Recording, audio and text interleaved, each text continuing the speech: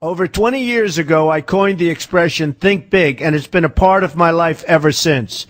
It's also come true. I became an even bigger success after I said it than I was before. And that's one reason I think it's an important way to think. It obviously works, and that's what I'm going to talk about today. What I said exactly in my first book, The Art of the Deal, is as follows. I like thinking big. I always have. To me, it's very simple. If you're going to be thinking anyway, you might as well think big. That book was a bestseller, and it's considered a business classic at this point. But I never thought those words would become bestsellers in their own right. It's an interesting point that I'm famous for two very short statements. Think big and you're fired. But let's stick to the first one for today. And I'd suggest strongly that you pay attention so that you won't have to hear the second one. Thinking big starts with the details and grows from there. Because I'm a builder, I'm very aware of the importance of having a good foundation. You can't take chances in construction. You can't be haphazard and say, well, maybe this will work, maybe it won't, so let's try it and find out. Because a lot of people will be at risk. I have to know if something will work or not. Every inch has to be accounted for. In other words, thinking big starts with being thorough. So number one, be thorough. Don't count on happenstance to get you anywhere because it won't. Number two, get a momentum going and keep your momentum going. You have to have big ideas, but you've got to have the energy to get them done, which can sometimes take a long time. If you don't have momentum, you will not have what it takes to get the job done. Patience alone isn't enough. I have a lawyer friend who used to refer to me as the reverse tornado who builds everything in his path. I always like that because it implies a lot of energy and a lot of momentum. And that's exactly what it takes to get anything done. So keep your momentum going. Number three, stay focused. You have to stay focused. The minute you lose focus, you will also be losing your momentum. They go together, and you will accomplish a lot more, even amazing things, if you make sure you keep these two things working together for you. I've seen very talented people literally go down the drain because they couldn't seem to keep their focus long enough to get anything done. In this day of multitasking, that can be a real challenge, but it's absolutely necessary. Ask yourself this question: what should I be thinking about right now? That simple question can restore your focus in no time at all. And your answer right now should be listening to Donald Trump. Number four, look at the solution, not the problem. This is very important if you ever want to learn to think big. And here's why. No matter what you do, you're bound to run into problems. It's just part of life, a part of business, a part of anything worth doing.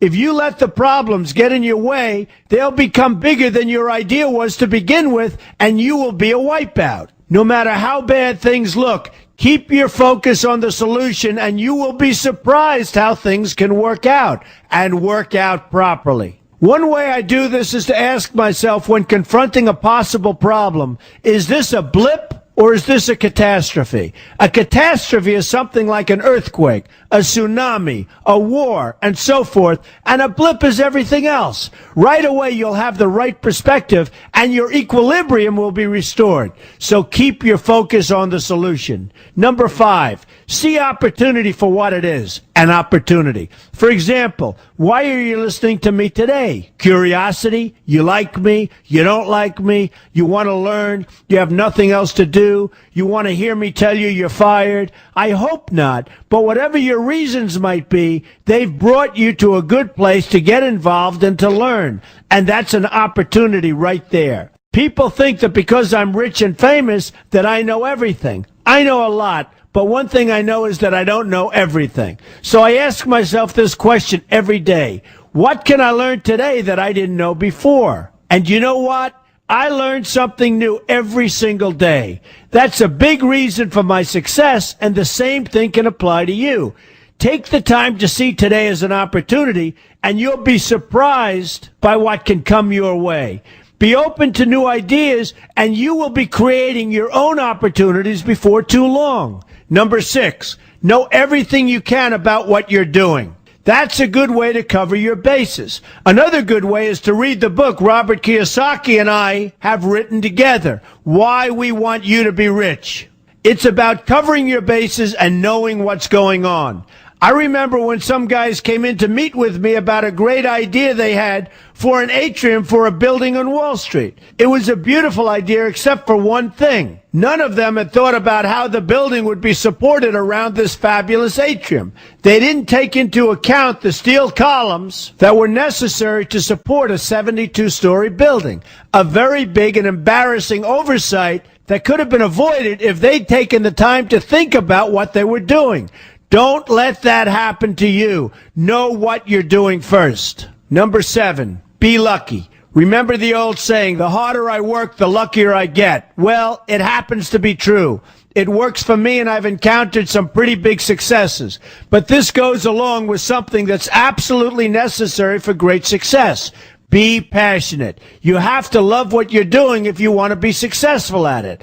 My father told me that it's absolutely true. I might work 7 days a week, but it doesn't seem like work to me because I love what I'm doing. If you don't like what you're doing, find something else to do, or do it part-time until you can find something full-time. You will never be successful, happy, or healthy unless you're doing what you love to do. That's just the way it is. So give it some thought. In fact, give it a lot of thought. For example, if you're feeling frustrated, there are 2 ways to look at the situation. Frustration can mean that maybe you're expecting too much, or it can be an indication that you know you should be or could be doing more. Use frustration as a motivator. Use it to get where you want to go instead of staying where you don't want to be.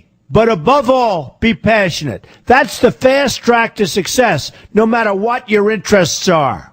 Number 8, see yourself as victorious. That can zap negativity immediately and put a positive spin on problems.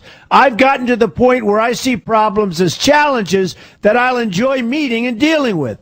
My point here is that no matter what you do, you will encounter problems. Why not see them as challenges instead and know that you are more capable of dealing with them? That's positive thinking with a realistic slant. When I go into negotiations, I keep an open mind to what may happen.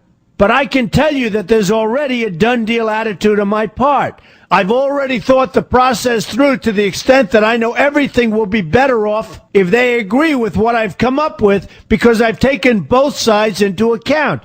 I enter the situation with a victorious attitude, and I've had enough victories to know that this attitude works. Use it. Number 9, be smart. Know that you have something unique to offer because you do use the tools that are provided for you and remain open to new ideas. That's being smart. That's also where innovation comes from. Being smart means you know how to use what you've got. That doesn't mean there's nothing left to learn, but it means that you will have the ability to learn and move forward with success. And success is very important. Success is what you want. Just be successful. Believe me, you'll be happier. I know people who have had very few real advantages in life, and yet they've managed to become giant successes. They figured out how to use what they had, not to dwell on what they didn't have. I'm convinced that everyone has something useful to offer, and if you apply yourself diligently, you'll find that you have what it takes to succeed, and you're going to be a lot happier for it. Number 10, above all, never give up. Never, never, never give up. The only time you will be a failure is if you quit trying. Only losers quit. The biggest losers in the world are quitters. Winners keep on going. So whatever you do, never give up. My father always used to harp, never give up, son, never give up. Don't ever quit. I never want to see you give up or quit. Well, my father was a smart guy, and I listened to him. And remember, think big. A good way to start is to read our new book, Why We Want You to Be Rich. 2 men, 1 message. There's a lot of great advice in there for you, and I expect you to pay attention. You're going to do fantastically well. You're going to be a winner, and I'm going to see you in the winners.